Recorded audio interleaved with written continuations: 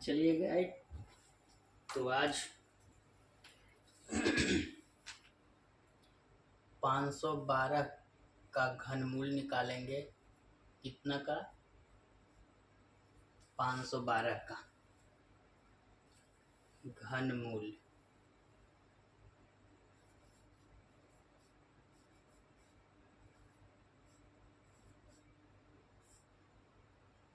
Cube root.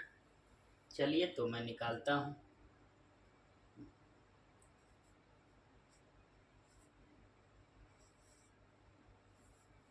चलिए, निकालने का घनमूल निकालने का नियम होता है, पहले मैं 2 से लगाता हूँ। 512 में जब 2 से लगाता हूँ तो इसका आधा कितना होगा, तो भागा दीजिए।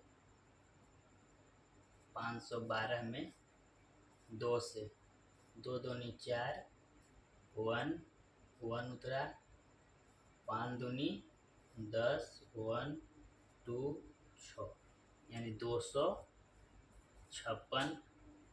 फिर 2 से लगाएंगे तो कितना होगा? 256 में 2 से 1 2 8, यानी 128। फिर 2 से लगाएंगे तो 128 में 2 से भागा देंगे। 6 4 कितना? 64। फिर 2 से लगाएंगे 32। फिर 2 से लगाएंगे 16। चलिए, 2 से फिर लगेगा 8, 2 से फिर लगेगा 4, फिर 2 से लगेगा 2, फिर 2 से लगाएंगे तो 2, यानी फिर 2 से लगाएंगे तो कितना? 1 मतलब।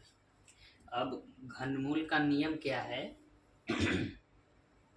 जितना आया है उतना गुना कर देंगे। तो चलिए, 2 गुने 2 गुने 2 गुने 2 गुने 2 गुने 2 गुने 2 गुने 2 गुने 2।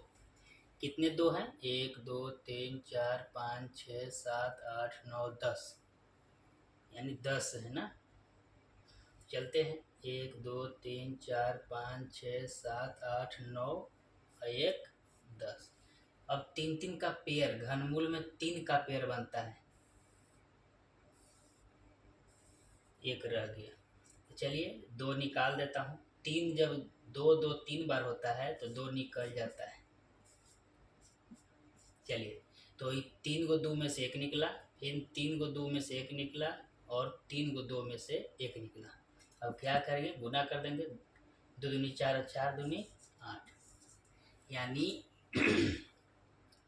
512 का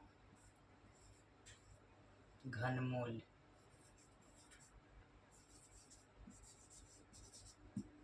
कितना होगा? 8।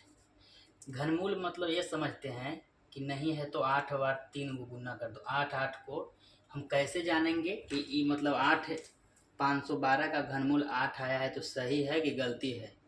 तो मैं अपने से भी निकाल सकता हूँ। 8 को 3 बार गुना कर दो,